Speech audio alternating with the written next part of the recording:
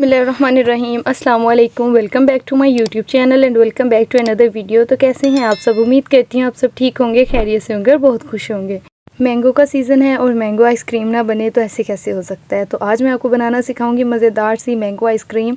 घर पर हम किस तरह बना सकते हैं। तो चलते हैं अपनी रेसिपी की तरफ। यहाँ पे मैंने ले लिए थे आम। ये मुझे नहीं पता क्या कहते हैं, इनका नाम क्या है, लेकिन यहाँ पे आपने कोई से भी अच्छे मीठे आम ले लेने। आपने तकरीबन ये 1 kg के करीब थे, लेकिन 1 kg से थोड़े से कम थे, ½ kg से ज़्यादा थे ये मेरे पास। ठीक है, यहाँ पे इस साइज़ के मैंने ले लिए हैं तकरीबन 4 अदद मैंने यहाँ पे ले लिए हैं आम। इसमें से हम 3 इस्तेमाल करेंगे और जो एक है उसको हम कर देंगे साइड पे। ठीक है, यहाँ पे इसको हम छील लेंगे अच्छे तरीके से। अगर आपके पास ये पिलर नहीं है तो आप इसके साथ नाइफ़ के साथ भी इसको कर सकते हैं, छील सकते हैं ऊपर से। लेकिन आपने ये एहतियात करनी है कि आपने ज़्यादा इसके साथ इसका जो आम का गूदा है वो नहीं उतारना। हल्के हल्के से आपने सिर्फ इसके ऊपर से जो इसके होते हैं, छीलक होते हैं, वही आपने उतारने हैं। ठीक है, तो यहाँ पे आम को हम अब कर लेंगे कटिंग। इसको अच्छे तरीके से मैंने छील लिया था, पील ऑफ कर लिया था। अब यहाँ पे इसको हम निकल लेना है कटिंग। आप चाहें तो क्यूब्स में कटिंग कर लें, अदरवाइज़ इसको रफली हम कटिंग कर लेंगे। इतने ज़्यादा वो टशन मशन मारने की ज़रूरत नहीं है। तो यहाँ पे हमने इसको कर लेना है कटिंग और अच्छे तरीके से आपने इसको साफ़ कर लेना है। इसी तरह से बाकी भी जो हमारे पास हमने आम लिए हुए थे उनको भी हम इसी तरह से रफली सा कटिंग कर लेंगे। और एक जो ये देखें, मैंने इसको रख देना है साइड पे।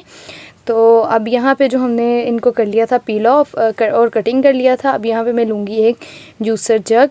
आप अगर जूसर जग नहीं लेना चाहते, अगर आपके पास हैंड बीटर है, हैंड जूसर है, तो उसके साथ आप कर सकते हैं। और यहाँ पे हमने इसका मैंगो पल्प रेडी कर लेना है और ये वाला इसके अंदर मिक्सर डाल के, तो इसके अंदर मैं अब ऐड करूँगी दूध। यहाँ पे मैंने मग में ऐड किया था तकरीबन, अगर हम मेजरिंग वाला कप ऐड करें तो 1.5 कप जाएगा और ये घर में जो चाय वाला मग है वो 1 जाएगा। यहाँ पे इसके अंदर मैंने शुगर ऐड कर दी थी 1 कप के करीब और इसको मैंने अब कर लेना है बीट और मैंने इसका पल्प बना लेना है। यहाँ पे मैंने ले ली है विपी की विपिंग क्रीम और इसको कर लेंगे ओपन। और यहाँ से साइड से आप ओपन करिएगा ताकि बाद में आप जब इसको रख दें तो इसी तरह इसको ऊपर से बंद करके ये इजीली बंद होके तो आप इसको दोबारा फ्रिज में स्टोर कर सकते हैं। तो इसको एहतियात से खोले, क्योंकि बाद में इसके अंदर वो अगर ये खुल जाती है, सही से इसको बंद नहीं करके रखते तो वो बाद में अच्छे से बीट नहीं होती। यहाँ पे तकरीबन 1.5 कप के करीब मैंने विपिंग क्रीम ले ली थी और ये आपने बिल्कुल ठंडी आपने विपिंग क्रीम इस्तेमाल करनी है। ये देखें, इसके अंदर आइस क्रिस्टल नहीं है, लेकिन ये बहुत जिसको कहते हैं ठंडी थी ये। ठीक है, इसलिए आपने जो विपिंग क्रीम है वो अच्छे तरीके से आपने देख लेना है कि वो ठंडी हो। अदरवाइज़ अब काफ़ी गर्मी है तो आपने, अगर आपके पास ऐसा रूम का टेम्परेचर इस तरह का है कि जहाँ पे बहुत जल्दी से चीज़ गर्म हो जाती है, तो आपने क्या करना है जी, आपने किसी बर्तन में ऐड करनी है आइस और उसके अंदर इसको बाउल को रख के तो आपने इसको बीट करना है। अच्छे तरीके से ये बीट हो जाएगी। अगर नहीं ऐसा कर सकते तो इसको 10 मिनट के लिए बीट करें और इसको रख दें फ्रिज में ठंडा होने के लिए और दोबारा बीट कर लें। और यहाँ पर मैंने इलेक्ट्रिक बीटर इस्तेमाल किया था और तकरीबन मुझे यहाँ पर 10 मिनट लगे थे। और अगर आपके पास इलेक्ट्रिक बीटर नहीं है, हैंड बीटर है, तो आप उसकी मदद से भी कर सकते हैं इसको बीट। ऑलमोस्ट इसको तकरीबन 15 से 17 मिनट इसको ऑलमोस्ट लगेंगे। ठीक है, बीट करते हुए। यहाँ पे जो मैंने मैंगो पल्प लिया हुआ था इसको हम कर लेंगे किसी बड़े बर्तन में कन्वर्ट। और आपने बर्तन इस तरह का लेना है कि जिसमें आपने वो पल्प भी ऐड करना है और यहाँ पे क्रीम भी हमने ऐड करनी है। तो इसकी क्वांटिटी काफ़ी अच्छी खासी फ्लफ़ी हो जाती है, तो इसलिए आपने बर्तन थोड़ा सा बड़ा ही लेना है ताकि जो है वो चीज़ें वेस्ट ना हों। यहाँ पे अच्छे तरीके इन दोनों चीज़ों को हम मिक्स कर लेंगे जब तक कि बिल्कुल एक जान नहीं हो जाता इसका क्रीम और जो मैंगो पल्प था वो बिल्कुल एक जान नहीं हो जाता। इस तरह हमने इसको करना है और मैंगो पल्प को आपने बिल्कुल अच्छे तरीके से बारीक कर लेना है ताकि इसके अंदर कोई मैंगो वगैरह ना रहे। यहाँ पे अच्छे तरीके से हमने इसको मिक्स कर लिया है। आप चाहें तो यहाँ पे इलेक्ट्रिक बीटर की जगह कोई सा चम्मच वगैरह भी यूज़ कर सकते हैं, उसकी मदद से भी इसको मिक्स कर सकते हैं। अब यहाँ पे मैंने फूड कलर ले लिया था, येलो फूड कलर मैंने लिया था। आप चाहें तो इसको स्किप भी कर सकते हैं, तो आप चाहें तो इसको ऐड कर सकते हैं।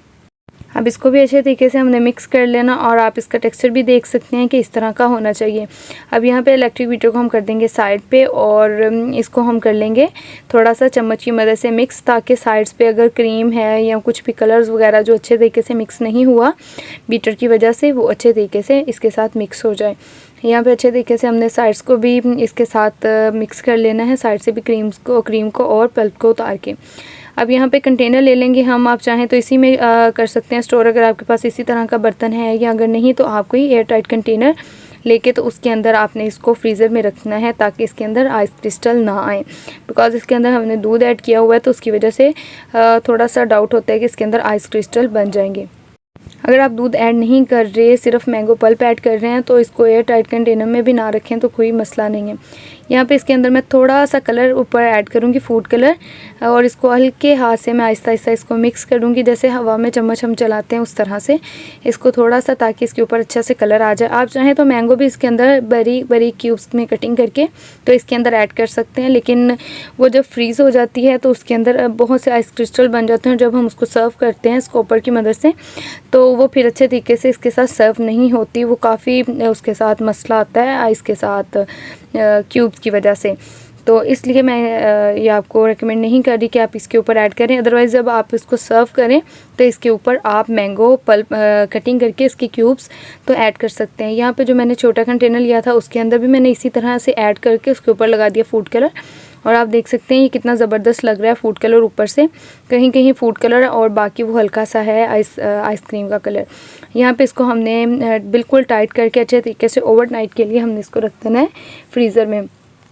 ये देख सकते हैं तकरीबन ओवरनाइट के बाद ये देख सकते हैं हमारी आइसक्रीम इतनी मज़े की बनकर ये फ्रीज़ होके तो रेडी हो गई है। अब इसको हम कर लेंगे सर्व के लिए आपने यहाँ पर ले लिया है मैंने मैंगो क्यूब्स, जो मैंने एक साइड पे रखा हुआ था एक मैंगो, उसको हमने कर लिया था पील ऑफ, और उसको इसी तरह से छोटे छोटे क्यूब्स में हमने कटिंग कर लिया था। अब स्कोपर्स की हेल्प से इसको हम कर लेंगे सर्व कर लेंगे किसी अच्छे से बर्तन में, हम इसको कन्वर्ट करके तो इसको हम सर्विंग के लिए तैयार कर लेंगे। और अगर आपके पास स्कोपर नहीं है तो आप किसी भी चम्मच की मदद से भी इसको अच्छे तरीके से आप अगर मेरी पुरानी वीडियो में आप देख सकते हैं कि मैंने उससे भी चम्मच से ऐड करना, इसको सर्व करना बताया, इसलिए आप उसके साथ भी ऐड कर सकते हैं और इसको अच्छे तरीके से सर्व कर लेंगे। और आप इसका टेक्सचर भी देख सकते हैं, इंतहाई स्मूथ था और क्रीमी ये आइसक्रीम बनकर रेडी होती है। आप ज़रूर एक दफ़ा बनाकर ट्राई करिएगा और इसका टेस्ट तो क्या ही कहने। तो आप ज़रूर एक दफ़ा बनाइएगा और मुझे फ़ीडबैक इसका ज़रूर दीजिएगा कि आपने ये आइसक्रीम बनाकर ट्राई की तो आपसे कैसी बनी थी। यहाँ पे हमने इसको जब आपने आइस को ऊपर से किसी बर्तन में कर लेना है आपने ऐड, तो यहाँ पे इसके अंदर हम ऐड करेंगे ये क्यूब्स, मैंगो क्यूब्स जो हमने कटिंग करके रखे थे, अब इसके ऊपर ऐड करें। ये थोड़े से जो सॉफ्ट से हैं वो बहुत अच्छे लगते हैं, जब इसके अंदर आइस बन जाती है तो वो अच्छे नहीं लगते। आइसक्रीम का भी जो टेस्ट है वो थोड़ा सा कम हो जाता है, उसकी वजह से इतनी अच्छी नहीं लगती। यहाँ पे मैं इसके ऊपर भी ऐड कर दूँगी थोड़ी सी ये जो क्यूब्स कटिंग करके रखे हुए थे, और आप इसके ऊपर कलर भी देख सकते हैं कि ये कितना प्यारा लग रहा है, जो मैंने फूड कलर इसके ऊपर थोड़ा सा ऐड किया था। तो आप ज़रूर बनाकर इसको ट्राई करिएगा। और ये देखें अब इसको हम टेस्ट भी कर लेते हैं, और ये बहुत मज़े की और बहुत क्रीमी बनकर रेडी हुई थी। आप ज़रूर ट्राई करिएगा। फिर मिलेंगे एक नई वीडियो के साथ, एक नई रेसिपी के साथ। तब तक के लिए मुझे दें इजाज़त। अल्लाह निगहबान, अल्लाह हाफिज़।